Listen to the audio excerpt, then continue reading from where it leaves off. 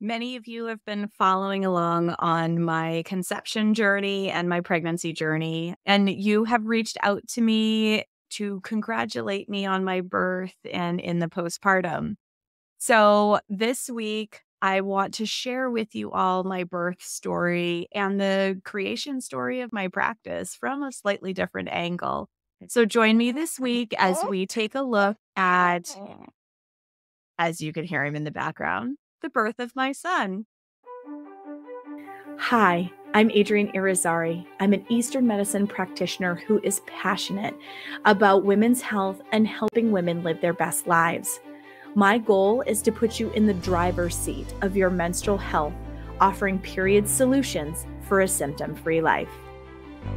Statements made in this program are for educational purposes only and not intended as a substitution for medical consultation or advice. We do not claim to diagnose, treat, or cure any diseases. This podcast is inclusive and welcomes all gender identities. The focus of the program is on biological function, and we will use the term women throughout, but it is referencing physiological and social challenges for biology, not identity. Come as you are, I am happy you're here and welcome all performances of identity. I hope you find something helpful in this show.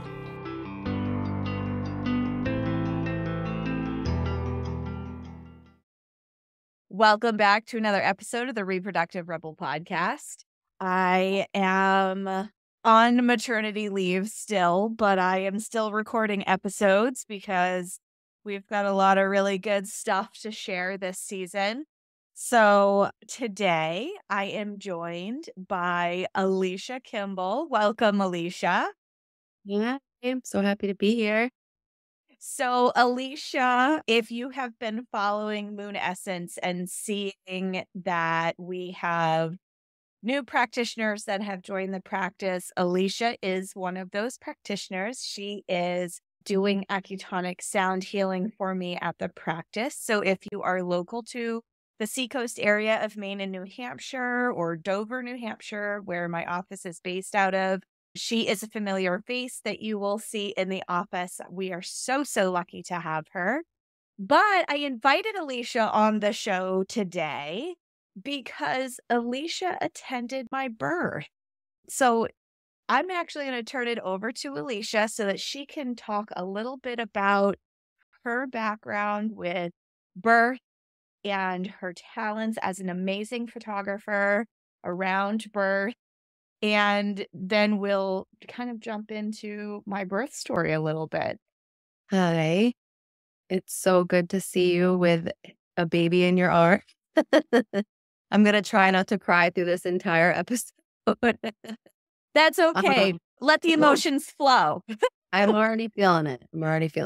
I just feel like we've talked about this moment for a long time, just seeing you in this space. So it's really good. I'm glad we're here. I have been a photographer for many years professionally, mostly in Boston.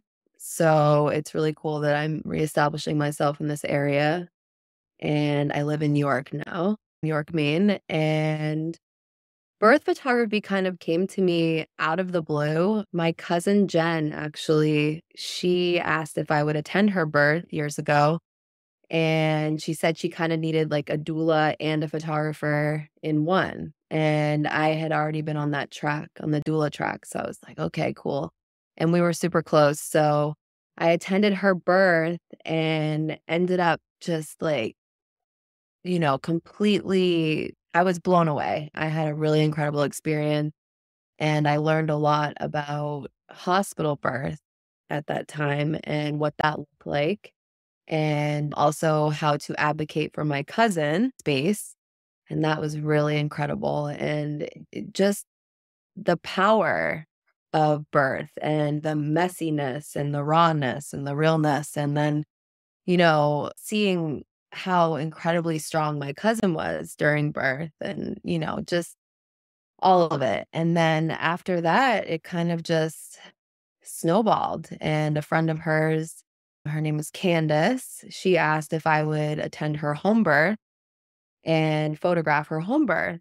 And I did. And again, I was blown away and just completely in awe of the process and the women and the babies and how, they chose to arrive earthside. And as a photographer at the time, I went to school in Boston for photography and I majored in fine art, color, and documentary photography. So it was really cool to kind of be in the birth space because I felt like I was able to just kind of go into the mode that I normally went into, but it was such an intimate space. And I just, I don't know, I just really loved it. And then from there, I just started to see more and more clients. And I ended up in that space for a really long time. And I actually, with your birth, kind of got back into it. I took a few years away from it and I really miss it. I grew up around, my mom was a doula. So I grew up as, I mean, I remember my first birth, I think I was probably 4 or 5. I attended with my mom. It was one of her friends. And so I have memories of birth, but to be there and to be of service to these women and dads, that's a whole other podcast, really. But it was just, it's something that really my heart is totally in, and I'm so grateful I get to be a part of it. I have not given birth myself, but to be in that space is just a huge gift and privilege. So, yeah, it was attending your birth was unlike any of the births I've been to, and I've been to a few. And I say that knowing and loving you and knowing, your journey to get to this point, but I'm still processing it. It was really incredible and powerful, and you were like total superstar. I'm still blown away. So, yeah, it was cool to get back into it with you and with your family. It was really just, yeah, full circle for sure. So, I was thinking about what you were saying about how intimate the setting is. And it's really true. I mean, birth is one of the most, if not the most powerful thing your body can do. mhm. And you literally have to let it all hang out. Like there's no room for being modest or conservative or worrying about having your voice heard or anything like that. And, as you were talking about how intimate that space is at the beginning part of my labor, I remember I was like cracking jokes and stuff because I thought I was a total funny guy. And You are. Oh, wow. I have some of that on camera, so that I do. so it's like, I just think about how different I am. And I know some of it is my age, right? So, like, anybody who's been listening to the show for a while, you know that I'm 40 years old and I just gave birth and I conceived naturally with my son. Like, I haven't been at all shy about any of that, specifically because we have this understanding in our culture that we can't really be successful, or we need donor eggs, or we need interventions, or that our bodies are subpar somehow and require medical intervention in order to be able to do the thing. And our bodies are friggin' brilliant. And they Mhm. can actually do a lot of things without encouragement or people telling them what they need to do. So I've been very open about the fact that I conceived naturally and I'm 40 years old. And I chose to have a home birth because I had a home birth with my first child that I was able to carry to term. But the biggest piece of it is just the autonomy, sovereignty, your ability to choose, your ability to go the distance. I think that's the best way to word it. And I say that in terms of not being forced into interventions at 39 weeks because one study says that there is better outcomes that way, but actually be able to honor the body's process Yeah. and allow the body to go the distance that it needs to go in order for there to be a healthy birth outcome, because our bodies know what they need to do. Mhm. And so I don't think I could yell in a public setting. You know what I mean? Like, I think if I had gone to the hospital, like, that would have been really hard for me. And the intimacy of being in a home birth, you have all of the smells of home, you have all the comforts of your own bed, and yes, are there a small percentage of people who need, because of medical reasons, to go to a hospital? Absolutely. And I'm not acknowledging that. But there are a lot of people who have very healthy pregnancies that could absolutely experience a non-interventive birth. And because of the way in which the traditional model works, they end up with interventions that they either didn't want or may not really have needed. And, with my first birth, I was home. So I've had both of my kids at home, and I still, because of my age, because of where I was at in my life, like, the whole idea of being loud was very weird for me. And so as I was cracking jokes at the beginning of my labor this time, well, I was maybe midway through and I was still cracking jokes. But I was like thinking about the fact that, maybe it's age, because as you get older, like, you kind of, your give a shit filter kind of disappears and you're like, this is what I think. I'm for some people and I'm not for others, right? So so, like, I don't know if it was age or if it was the fact that I just reached this place in my life as a practitioner and speaking out for people having options and, that kind of thing. I mean, hello, the name of this show is Reproductive Rebel, right? That I just didn't care that I was being loud, and I didn't care that I had to growl to get my kid out. Like, it just didn't matter anymore, but there's the intimacy of the whole thing, right? Yeah. And the more that you growled, the more that you went into that visceral, like, Mhm. I don't give a flying, you know, that's when you pushed him out. Like, that's when you were just like, you transformed. And watching that is what I was just like, wow. Yeah. And having the midwife that you had too, she, like, I love that she has this kind of like the sense of humor that you needed Yeah. to, like, to do what you did, and, like, just seeing you guys work together, that was part of it for me too. I was just like, "Wow, this is really powerful," because yeah, you did growl. Some yeah, but that's so good, like, it was inspiring, honestly. Like, I wanna live like that whether I'm giving birth or, not. I wanna just, like, that's where I wanna be, really. So This birth experience tested me in mm, ways that I didn't anticipate.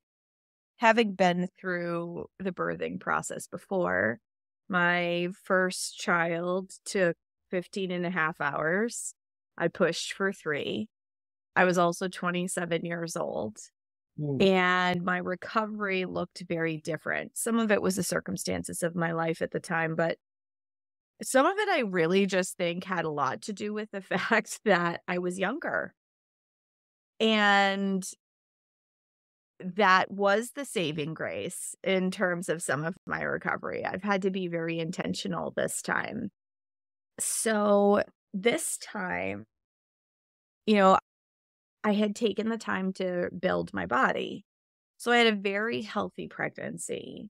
I mean, 40 years old, I had no gestational diabetes. I had no blood pressure issues, nothing. I was still moving and active, and I felt very vibrant even right up until the end. So I haven't recorded a podcast since I was pregnant.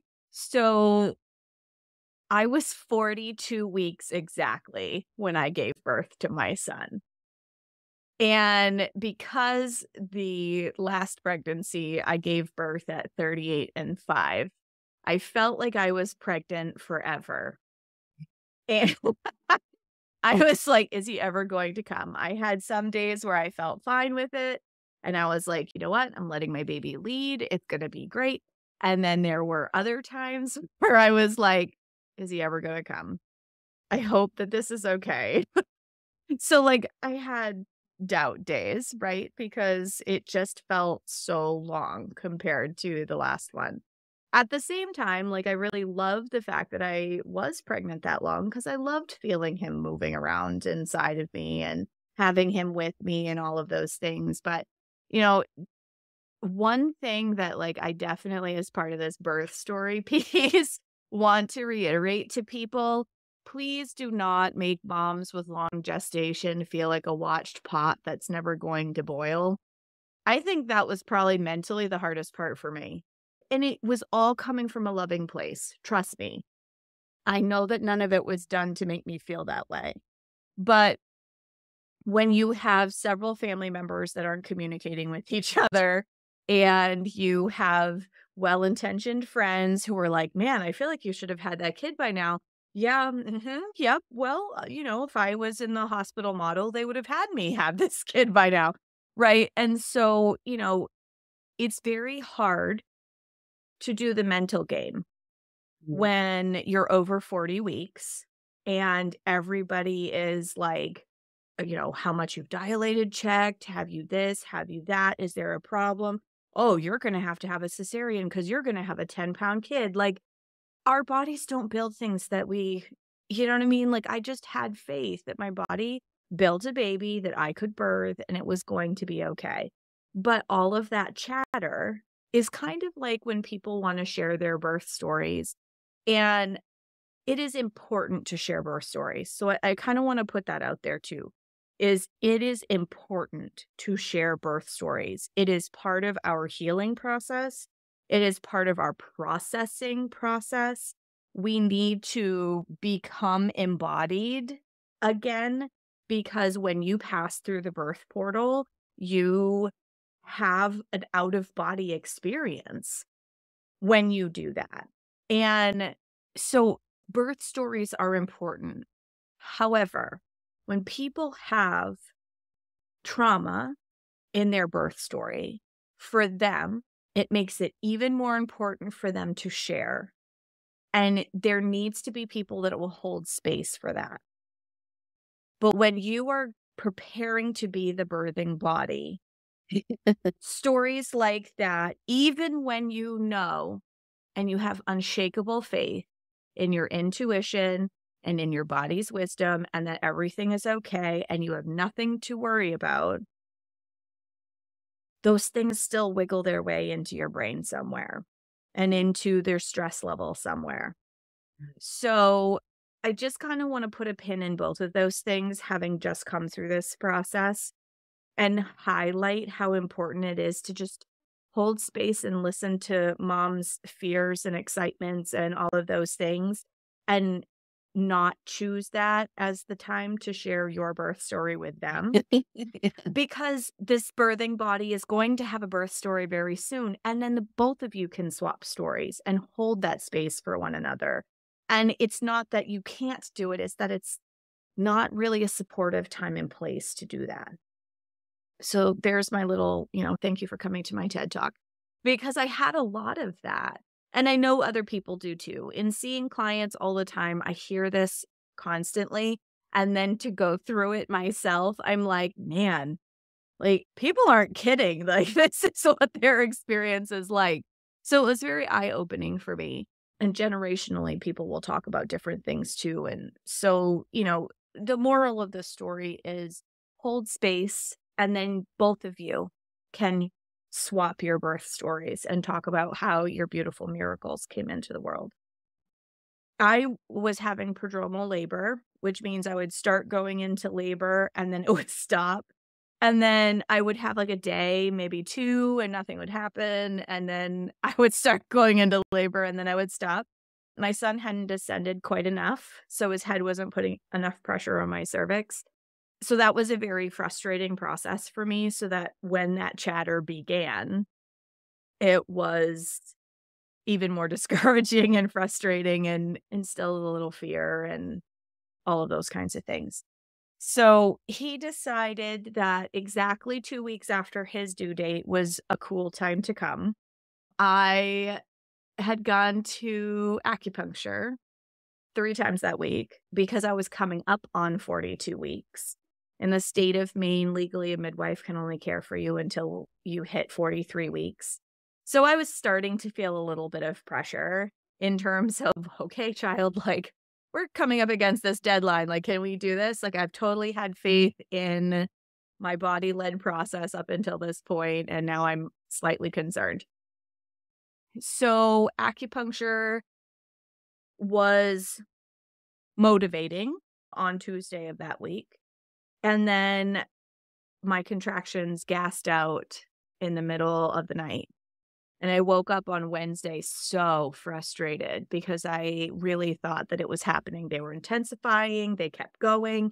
And as soon as I laid down and he wasn't putting pressure on my cervix anymore, it stopped. So Thursday, I went for another acupuncture appointment. We did a much more stimulating treatment in that particular appointment. And I walked afterwards, and I expected it to kickstart within a couple hours afterwards, like it had done on Tuesday. Nothing. So I started to get really discouraged. And I had a medicine ball or a birthing ball in my living room, a yoga ball. And I was rocking back and forth and all around and trying to get my hips moving. And I had done a mile circuit and walked and you name it. I had done all the pelvic opening, whatever kinds of things that I could possibly do.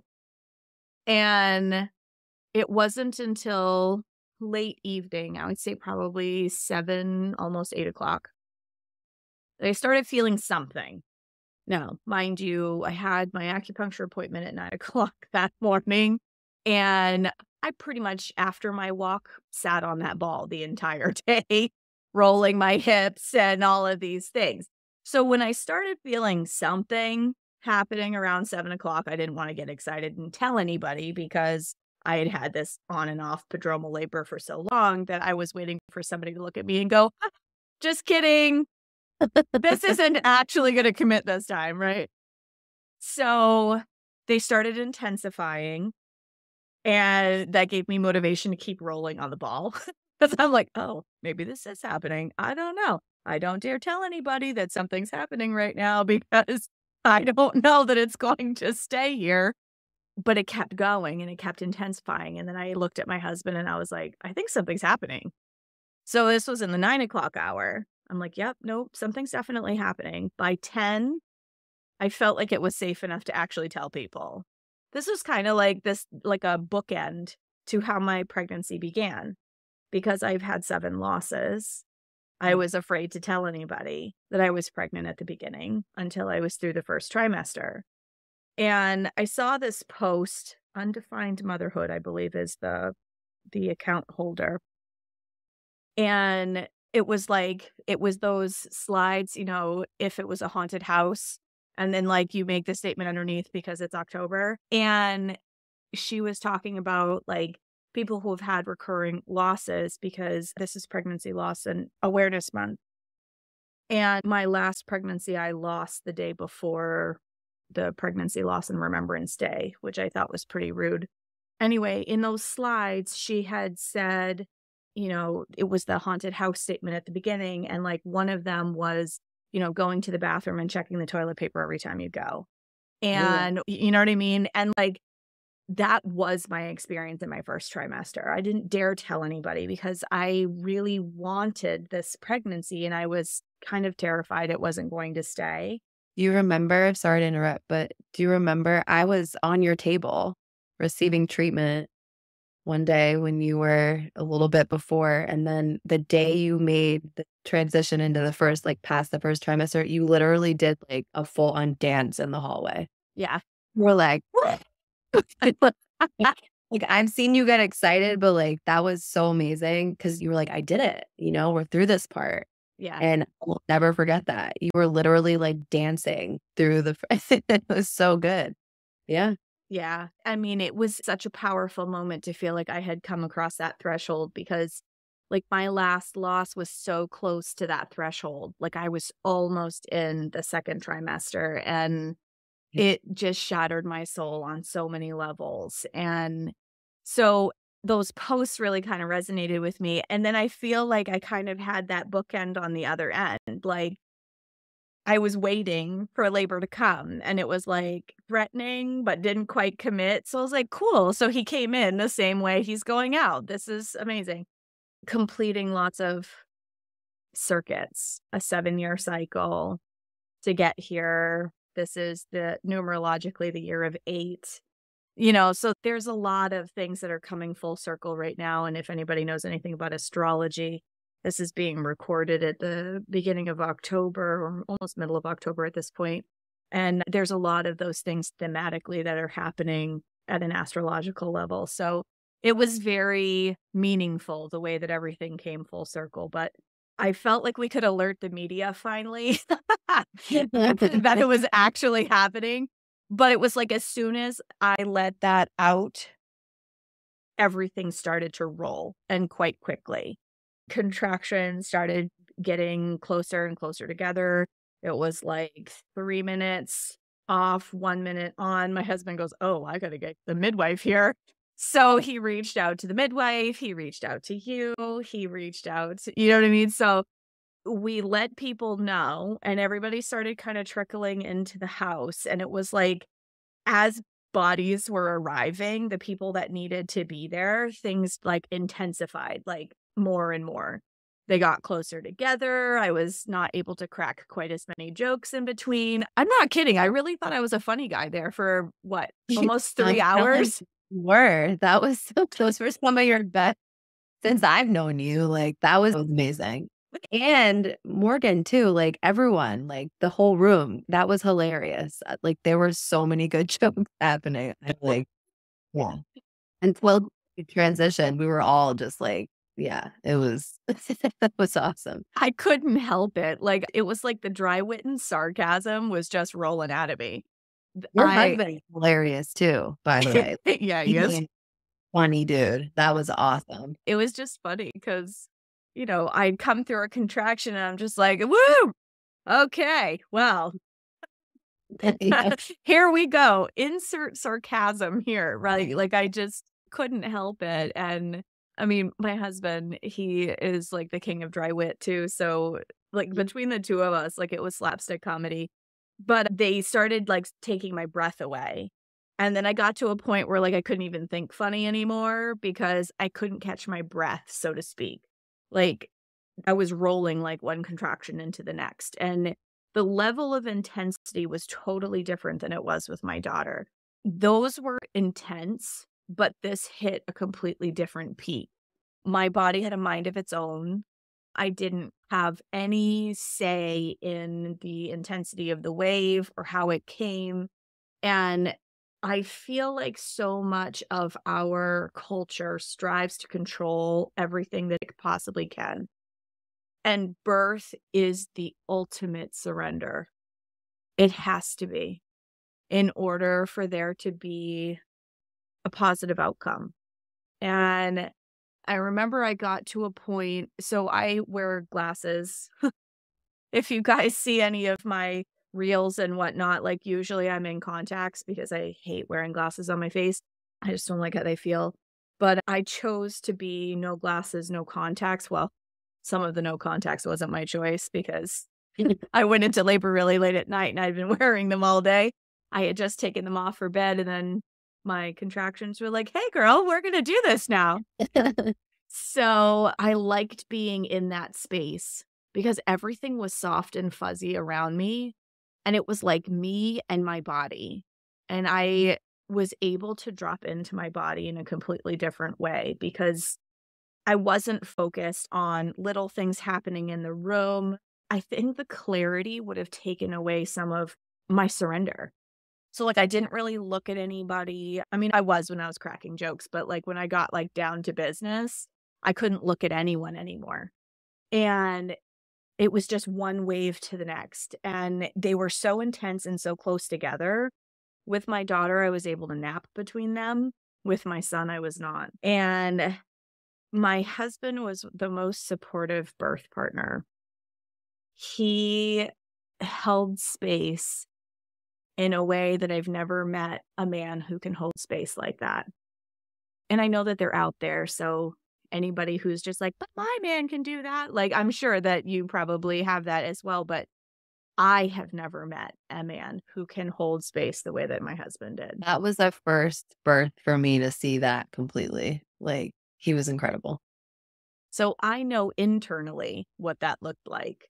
It Mm. looked like when I needed to bear down because I had so much pressure in like pushing, he was like putting his thumbs into my low back, like right where I needed for pain relief.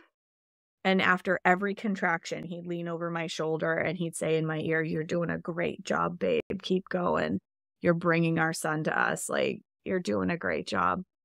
And I was sitting on a birthing stool and I would lean back against him, and it just felt so nice to be held that way, that his strong presence was just holding that space for me. And he was as involved with the delivery as he physically could be. And it was nice because I felt like we were bringing him into the world together. Just like at the beginning, that's how we were completing that same circuit. And it was really special to share that with him. And I found a new crescendo in terms of how intense contractions can be. Just when I thought I was there, they switched gears and made me roar like an uncaged animal.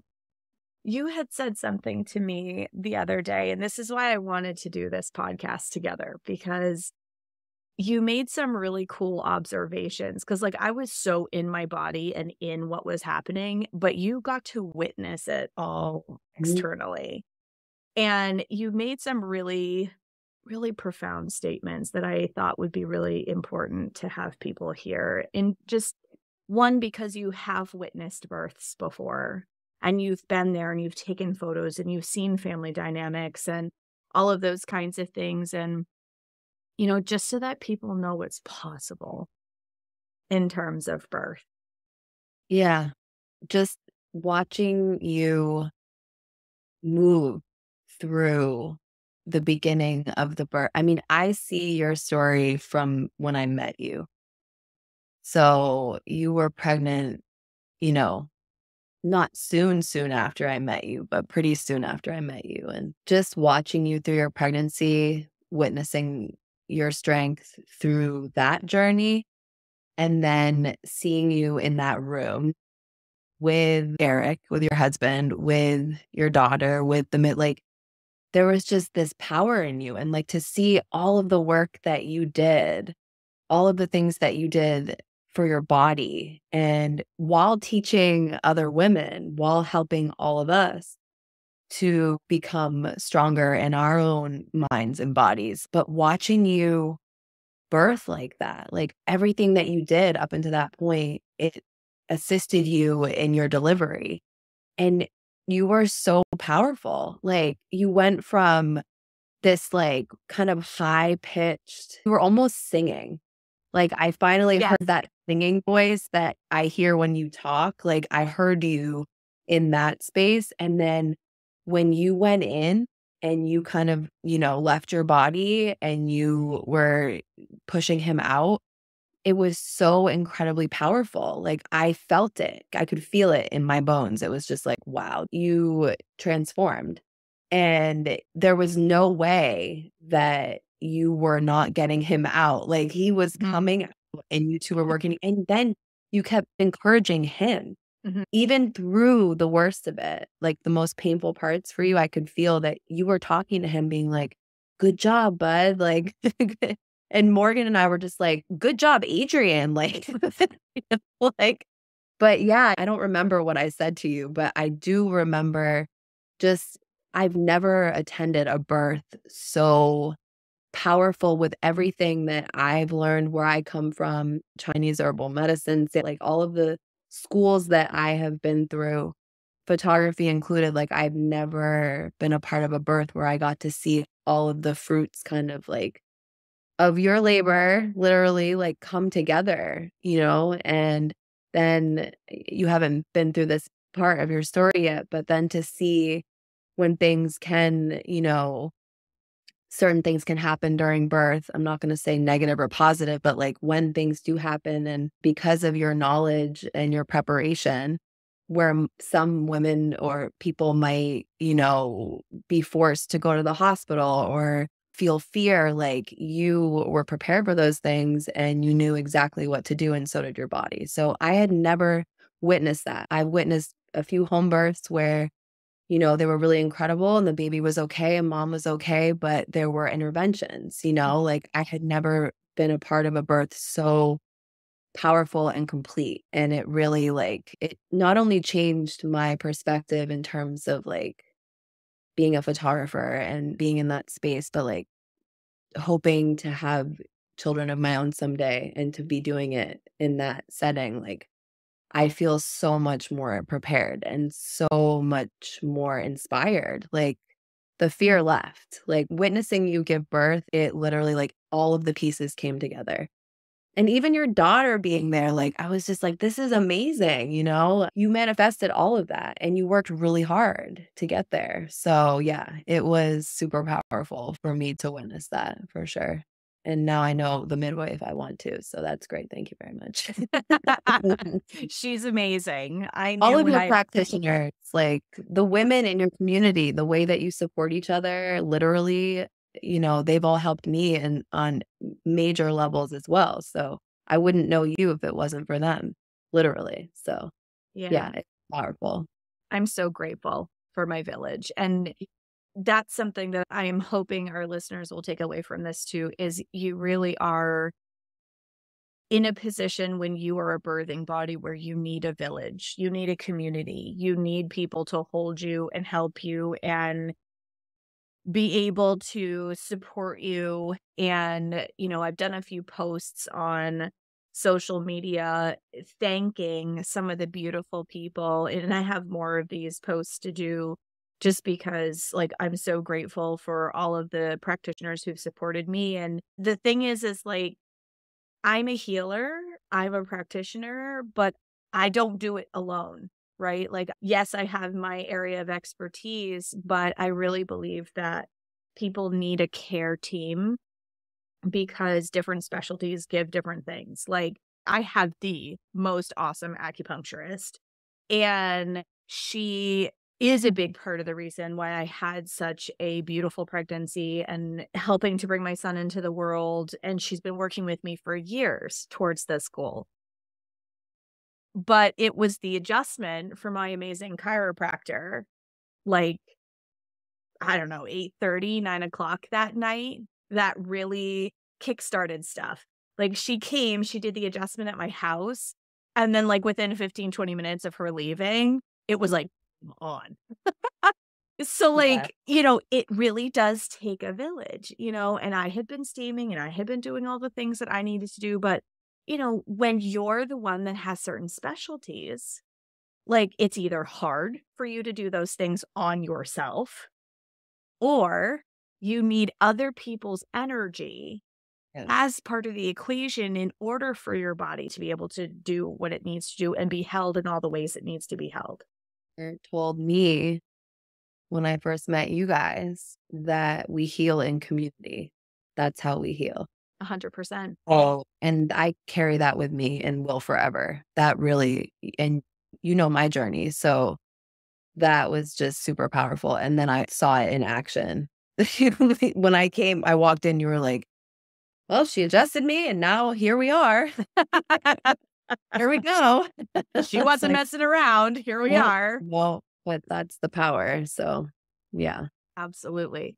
Absolutely. And so, when we got to the really intense pieces, you said that it was like I was talking to him. I don't know if I said it out loud, actually. Did I? Did, yeah. I did. Okay. So I have that on camera. I have that a little on video. I can't go through these videos without sobbing. I'm like, okay, pull yourself together. Like, Yeah, you did. Yeah, you were like, "Good job, bud." It's really cool. Because I know that I had moments where when I was internal and I was Mhm. really inside, I was like, "All right, I need you to help me. You Yeah, know, I can only do so much, but we're doing this together." yeah, And I really was trusting my body and my baby to lead and to do what we needed to do. I mean, birthing is a rite of passage. We used to do it surrounded in community. They were called gossips, surrounded in community by other women, other healers, family members. It didn't matter. Like we used to do this in community with other women. And that's exactly what my birth was. My husband was there, and then I had a community of women that helped me to get this labor on the road and support me through the entire birthing portal. And that's what it felt like. I felt like I was stepping through into, I mean, you're stepping into matrescence, which is a new version of you. It's a new phase of your life. It's a new way of moving through the world. Even if you already have kids, like when you birth a child, you are stepping into a new rhythm in your life. As I sit here rocking my son, who thankfully finally decided that he was going to fall asleep. I was worried that we weren't going to be able to get this entire episode off the ground because he was wicked fussy just before this. But, you know, you are becoming, you're transforming into a new version of you mm, as you step through that portal and you cross that threshold. And birth shapes you into, and how the birth goes challenges you and gives you tools and perspective, I believe deep down, to be the person that that child needs you to be. And so my daughter is 13 now. And I remember at the very early part of my pregnancy, I got kind of emotional, yay, hormones, about the fact that there was going to be such a big age difference between her and her brother because we had tried for so many years and hoping that they were going to be closer in age. And, you know, it just wasn't the way that the universe had it laid out for us. So, you know, and she said something really, she is magic in and of herself. And you're magic. So she really is. I love her so much. She had said to me, she goes, "Actually, Mom, I'm really glad that you're having him now because now I'm going to remember it and I can be part of it." And I thought that was such a beautiful perspective. And after this birth, she asked me, she goes, "So, how is my birth different than his?" And I said, "Ooh, that's a good question." I said, "Your birth tested my stamina because it was longer and I had to go the distance and I had to find my way inside of myself because at the time I wasn't doing the work that I do now. I was a director of a department for a nonprofit. I moved to the world in a much more masculine energy kind of way because I was a director. I had to execute and make decisions and, you know, all of these kinds of things. And pregnancy and birth showed me I was female and my biorhythm needed to be different than everything else. And her birth was all about stamina and being able to allow myself inside of myself and out of my head and be embodied. That was the greatest gift that her delivery gave me, was learning how to be inside of myself in a way that I had never been before and respect the power inside of myself in a way that I had never found before. With him, it was about willpower. That's what I said to her. I was like, with you, it was stamina. For him, all willpower. Because at one point, things started to slow down in terms of how the progress felt. It was ferocious at the beginning. It was fast. I was progressing really quickly. I was getting to the pushing stage. There was no delays there. You know, my birth with my daughter was 15 and a half hours. With him, it was 6. But I pushed for 2 with him. I pushed for 3 with her, but I pushed for 2 with him. But her contractions never peaked the way that his did. And she was a pound and some change bigger and 2.5 inches longer than he was. Like, she was so much bigger than him. And I had back labor, and her position wasn't as optimal as his was. And he just got to a point where he's like, no, guys, I'm I'm coming on my own time. You're not just going to push me out. And that's when I started talking to him. I'm like, I cannot do this without you. We need to do this together. We're a team.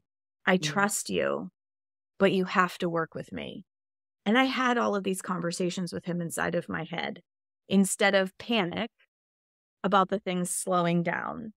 Yeah. Like, every contraction, I'd be like, good job, dude. We can do this. And I wasn't sure if I externalized some of that conversation or not. I just remember having it because, like, I knew that he needed to work with me. We needed to do this together. And it was like every time I put my intention to him and talked to him directly, I felt like we had movement. It was nothing short of magical. It was like I was talking to him and he goes, okay, and like would start doing what he had to do. I started pushing a little too early because my contractions had reached the peak that they had reached with my daughter. So I was like, oh, it's time to push now. Oh, no. Oh, he found a whole new fever pitch of contraction. And if I had just waited, I think, a little bit longer, because see, that's where my head entered the picture, and I needed to tell the ego brain to sit down and be quiet. So ego brains, I need to do a whole episode about ego brains and the fact that we need to just tell the girls to sit down and be quiet. Yeah. But in my head every day. right? So, I had thought my way through that part, thinking, oh, this is what it was like with Evie. And then I was like, ha ha ha, just kidding. Oh God, what fresh hell is this? Because where he was sitting at that point, I couldn't get into a position where I felt like I could push the way that I needed to push. He required effort and strength to push. And even working with each contraction and giving myself a break, like I wasn't pushing at inappropriate times. I wasn't sticking my head up. I was trying to keep my voice nice and low, my mouth round, because your voice, if you look at a diagram of your throat and all of that, it looks like your reproductive organs. More on that at a later time. But there's a huge connection between your cervix and your throat. So I wasn't at all shy about growling and moaning low. And I was so hoarse the next day. Well, next several days.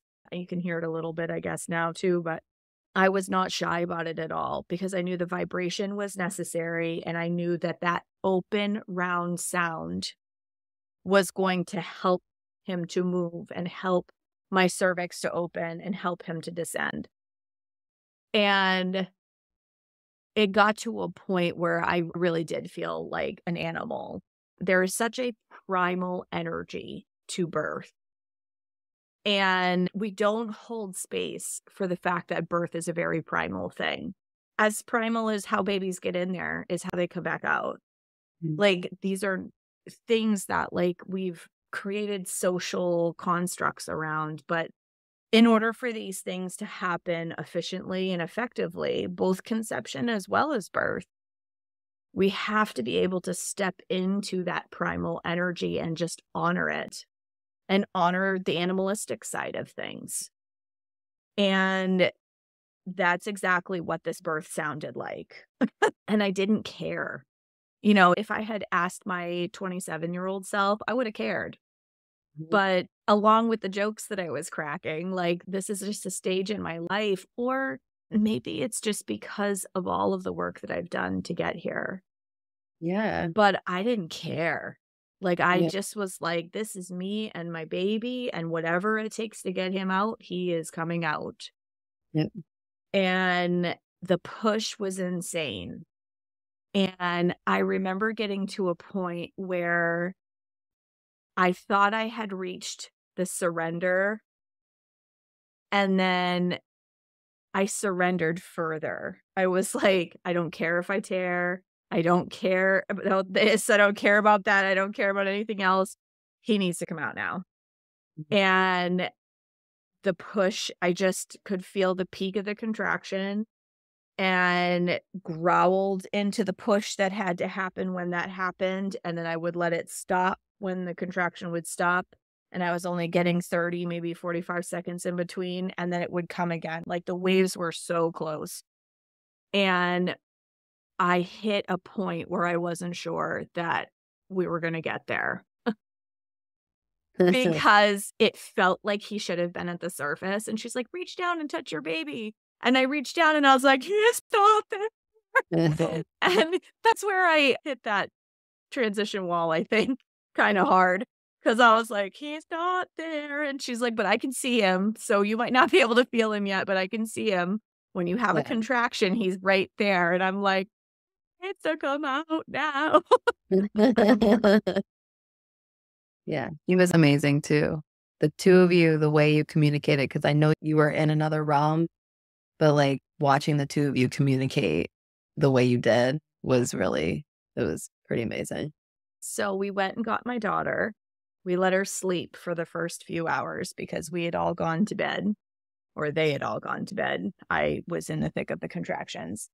And we got her up like just before delivery because my 13-year-old daughter wanted to catch her brother. This is her first biological sibling. And she really wanted to receive him. And I wasn't sure how she was going to handle seeing me in pain like that. I was actually really worried because she is a very tender-hearted creature who just wants to love with her whole heart and doesn't want to see anybody suffer. And she has a hard time seeing me in pain. So I was really a little concerned. Oh no. She stepped into a whole different energy and was like, she was excited as she was seeing him start to crown. And she tried to put her hand on my knee at one point. Like I remember she reached out and touched me.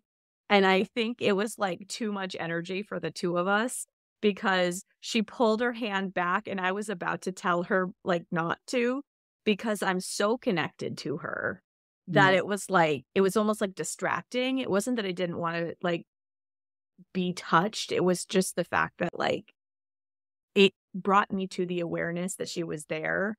And I was worried about going into the birth, like how she was going to handle seeing me in pain like that. So like that kind of took my attention a little bit.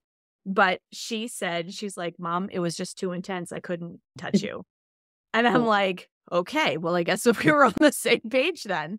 But like even the midwife was like, she was amazing. Like she didn't even hesitate. She was excited. She was like watching the whole thing there at the end. And then when it was time to deliver him, the midwife like helped him with his little head. And she had her hands right underneath my daughter's hands. And when he came slip sliding out, gooey and all, she didn't even bat an eye. She just caught him. And I cannot wait to see the pictures of Incredible. that whole thing. I can't wait. Yeah, he was amazing. And she held space for every single person in that room. She held actual space, like loved on all of us, helped get towels. She was just unbelievable. So yeah. She was. You've raised a conscious young woman. You have raised, she's incredible. She was amazing, for sure. Thank you. Thank you. I'm biased and I think that she is magic, but I appreciate that because she just didn't hesitate, nothing. It was just like, catch slimy baby, like, and he pooped on the way out. So there was meconium and blood and the whole thing. Like she didn't even, she was like, brother. And then she like tried to lift him up to my chest. And so his cord was lightly wrapped around his neck. Without my glasses and in the heat of the moment, I couldn't see that it was lightly wrapped around his neck. I just saw cord, neck, and I started to shake. And I started patting his back and I could feel the panic. And I was like, cry, baby, you've got to cry. And I started to cry because I'm like, we didn't just do all of this for nothing. Like, come on. So, but the midwife was like, it's okay. He's okay. And she helped get his little cord off his neck, but it took him a minute to like cry. And it was like the scariest. I don't even know how many, I don't know if it was minutes or seconds or anything. Like time totally stopped in my brain and in my experience until I heard his first little gurgle cry. And then the wave of relief that shot through my system was so fierce that like I was shaking, and it was not just adrenaline. Oh, I wish I had words for the intensity of the emotions that shot through my system at that point. The relief, the gratitude, the fear, the relief of that fear, and then processing the fact that he's here. This dream that my husband and I have had for so many years, and the journey it took to get here. And his birth story is so intimately woven into the birth story, the creation story of Moon Essence, my practice. Because Moon Essence started with a fertility focus because I was struggling. And I realized that if I was struggling, other people were struggling with the same things. And I didn't want people to suffer with a lack of information the same way I was. They were hitting the same frustrations with the traditional model. They were not getting the answers that they were seeking, either because of time constraints or they hadn't found the right practitioner in order to be able to do that, or, whatever the reason was. They were dealing with all the same things that I was. And so as I learned and grew, I'm like, I need to do this as a job, because there are so many people that are dealing with these things that don't have answers like I do. And every woman deserves to have these answers. And so Moon Essence was born officially on paper. I was working with people before that, but officially became an LLC and an actual like big girl business with a logo and all that kind of stuff on October 5th. My son was born in the wee hours of the morning on October 5th. So his whole birth journey has been a closing of a loop and a closing of cycles, and literally the creation story of the practice, but the birth story of me as a practitioner, as much as his own birth story. And hundreds of women have come through the practice since its inception. And I've helped people with fertility and labor preparation and postpartum recovery and endometriosis and perimenopause and recurring infections. And, the list goes on. And I've become a resource for people who can't find answers anywhere else. And that's exactly the space that I wanted to occupy is, I've been to a bunch of people. I don't have any answers. You're my last hope. Because I didn't have a last hope person when I was going through this journey. And I didn't want people to be without one. So I believe I'm so grateful for this work and how it has shaped me and how his birth journey has shaped me, my work.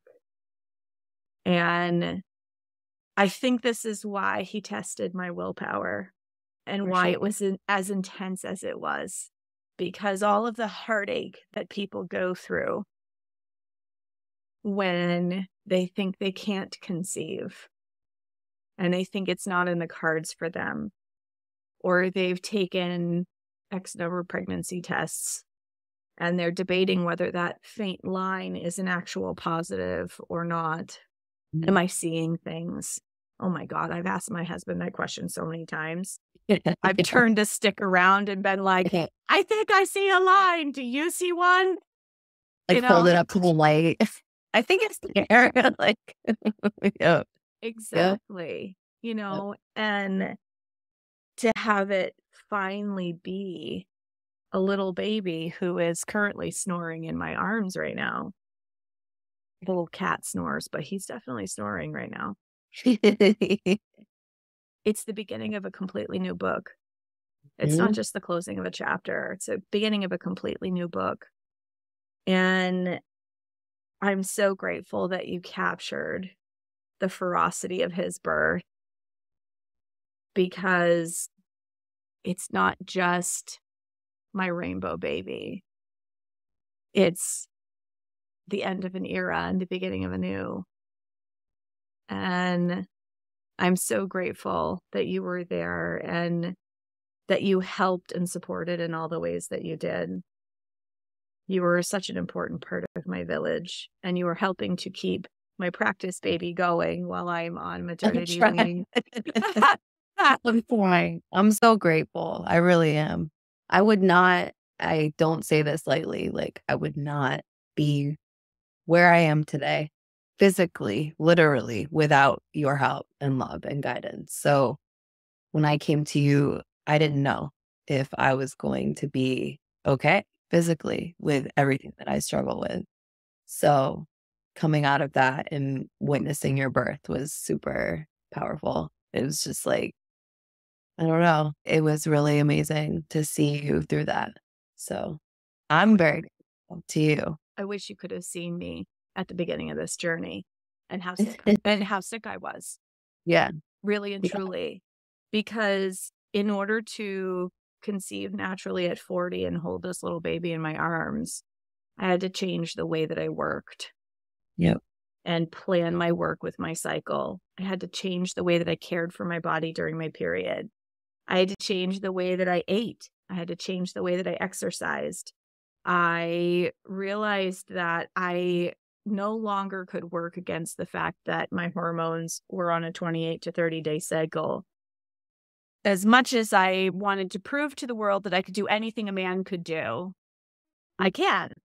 I just can't do it at the same cadence that a man can. Mhm. But it doesn't mean that I'm any less effective. If anything, I'm more effective. Yep. Right. And that's a total mindset shift. And that was an area that I needed to grow in.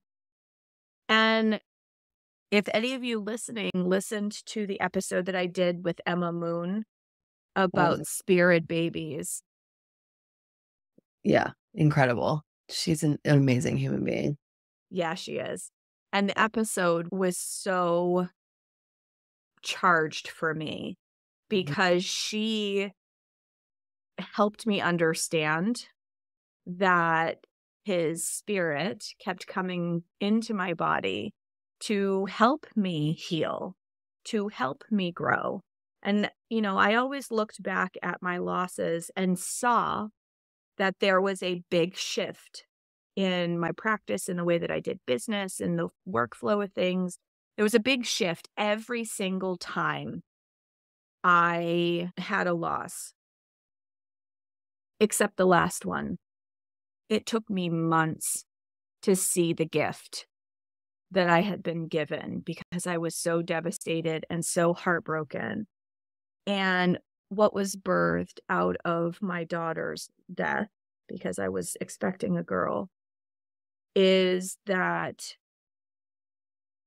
training program or training programs that I offer for other practitioners now, so that people could become holistic women's health practitioners. Herbalists could specialize in pelvic steaming, so that there were more of me in the world, Mhm. because how I practice really is one of a kind. And this way I can train other practitioners so that we can help more people. That was the gift that my daughter gave me. But I was really angry and in a dark place for quite a few months before I could see the gift that she gave me. I really had to go through that dark night of the soul. Mhm. And that space shaped me. It broke me down, but it shaped me.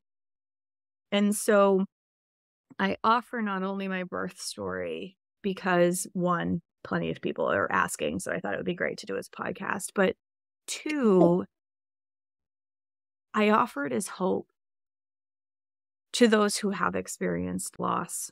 It doesn't mean it's the end of the road for you. It really doesn't. And so many of us experience loss, and those losses shape our lives. They shape who we are. They Mhm. change our trajectory because they're such a big part of who we are. And while the world may move on, like nothing happened or that we're not going to talk about it, they will always be a part of your heart and soul. And that's okay. They are our greatest teacher. Mhm. And if we're open to what they are showing us, offering us, then we heal emotionally, physically. I changed so many things in my life. I allowed myself to move through the world in a more spiritual way. If any of you have been following Moon Essence for a while, I started out sounding very clinical, and now I've very much gotten into the woo, and Mhm. it's because it's what feels aligned. Well, if you hadn't told me when I first shared my loss, my stories with you, I lost one of my babies on my wedding day. And if you hadn't shared your stories and your strength with me, I wouldn't be in the place I am now on my healing journey for sure. Like that helped me to release it. And you were the first person, many women helped me and loved me through that. But I felt very alone. Mhm. While working with you, I felt like I could finally talk about it. And you also honored it. Like you speak about your losses. And that was something that I just like was really seeking. And I couldn't really talk to anyone about it in the way that you talk about it. So yeah, that changed my life for sure. So yeah. Thank you for sharing that Yeah. because our losses are a very intimate part of this primal journey. Yeah. And the world does expect us to go on like they haven't happened. 100%. And the feelings of isolation are real. And you go into a very dark place. So if you haven't listened to the episode with Emma Moon and the one with Jamie Arroyo, I would highly encourage you to go back and take a look at both of those. I also did one just after that about miscarriage not being failure. So I did 3 of them at the beginning of October that were all very focused around pregnancy loss and the spiritual aspect of it, the physical aspect of it, and the mental aspect of it. Because this is an important topic because so many of us experience it. And like you said, Allycia, like we feel alone. Very. Yeah. Not anymore though. No. Not anymore.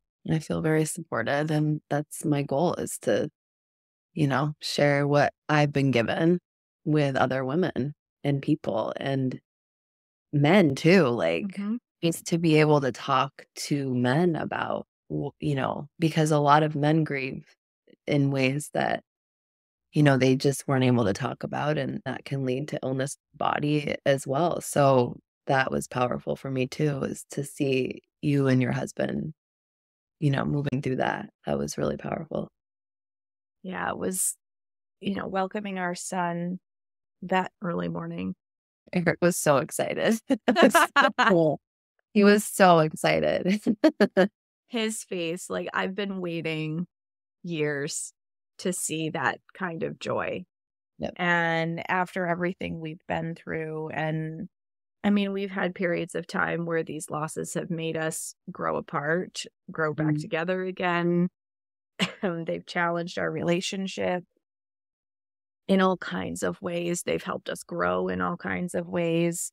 And, we've always been strong as a couple, but I feel like it has just strengthened us in deep ways that we may not have had Yep. otherwise.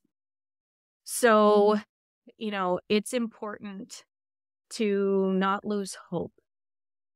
And so I offer my birth story as the closure in that hope journey because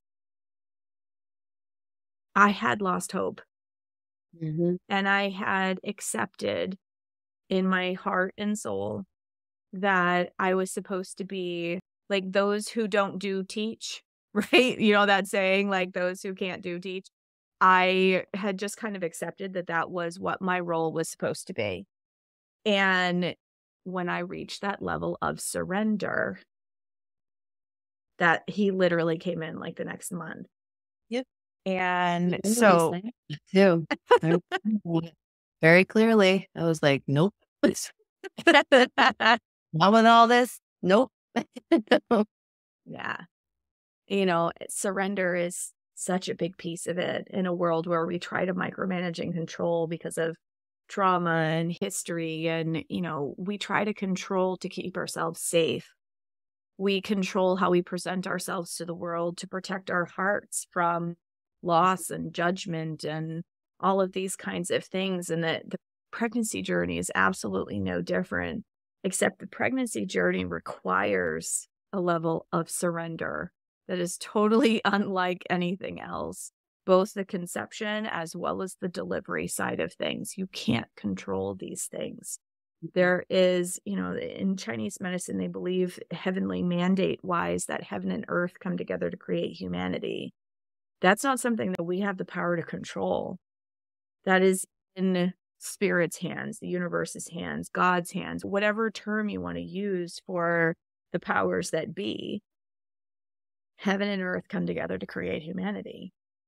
And what we have the power to control, and what I spent so many years doing, is getting my mind, my body, and my spirit in alignment, and not giving lip service to things, becoming a living, breathing product of what I was teaching, and sharing what I was learning with other people, sharing what I knew to work with others so that they could realize their dreams. And the most rewarding thing that I've ever done is help people to hold babies that they never thought they'd be able to hold. It brings me so much joy and makes me feel like everything that I went through, all my dark nights of the soul, were totally worth it, so that other people could realize their dreams and hold their little wiggling dreams in their arms. And that is the mission of Moon Essence, is to help people learn how to care for their bodies in the best way possible so that they can have whatever they want, whether it is a symptom-free period, whether it is a baby, whether it is a healthier postpartum recovery, whether it is more ease in the menopausal journey, whatever it is, that they can realize their goals and not have their body call the shots. Yep. So I could talk about this forever, and I Me could talk too. with you forever, Me because too. I love you and adore you. I love you too. I know. Do you have any final thoughts that you would like to share? I just want to say thank you. And thank you for seeing all of this through, and for trusting your intuition, and for being an amazing human being and woman and friend. And you've given me a ton of hope. You have. And I'm still on that journey, and I'm almost 40. So we'll see how it goes. But no, I'm just so grateful, and to have been where I was mentally, emotionally, all of it, physically, and to be healing because of the work that you have done on yourself and helped others with. I'm just really grateful, and I'm so excited that he's here.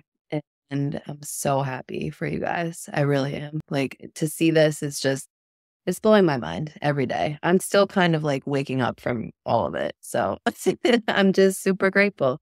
That's really it. Super grateful. Really, really happy to be a part of this village. And yeah, thank you.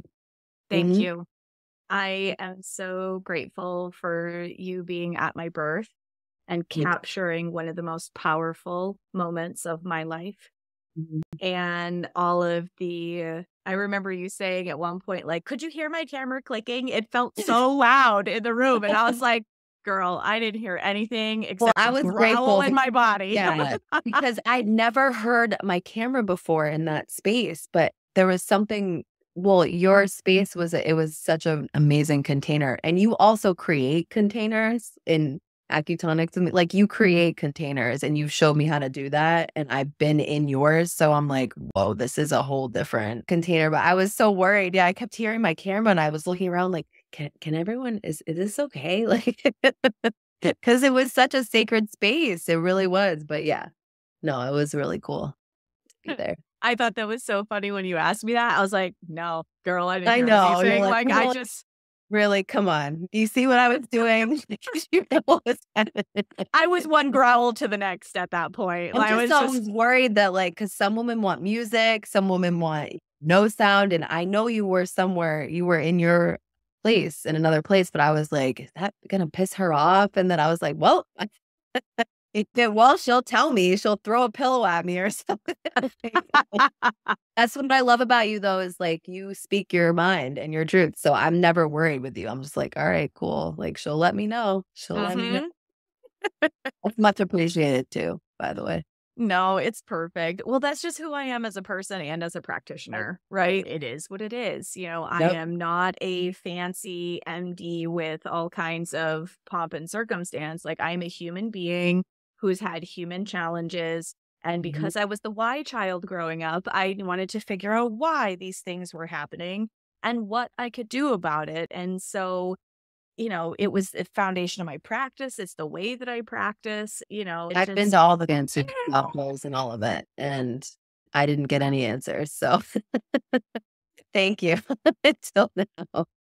So, all right. Well, thank you so much for joining us in this really intimate space and this intimate conversation and sharing in the joy. There's so many of you that are listeners of the show that have reached out to me through social media and email just to send congratulations and best wishes. And so I just want to thank you all so much for holding my family in your thoughts and your prayers and your hearts. And, we're just so grateful that my son is here and he is perfect. And I'm recovering beautifully. Like, I look back at my recovery with my daughter and like it was months and I still didn't feel whole or complete. And I am still within the first month of my postpartum journey.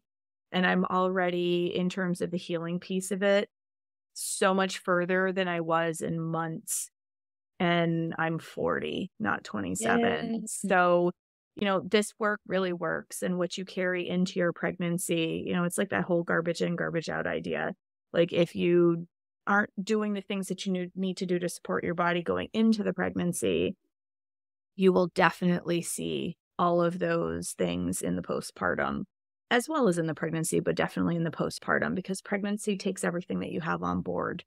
And, this is a piece that I work with people a lot so that they're walking into their pregnancies with as much on board as possible to minimize the bounce through the pregnancy and then into their postpartum. And, I'm seeing the fruits of that labor. And with the things that I have available to me with steaming and herbs, and, like, I had a little more bleeding than I was hoping for. I didn't hemorrhage, but I was kind of close at the end because there was just so much intensity to the pushing. And, I had herbs on hand to work with that immediately afterwards. And Allycia had said to me, about my color, that I was like white as a sheet. And then I took the herbs and then just a little bit afterwards, like I looked Oh, more like a human again.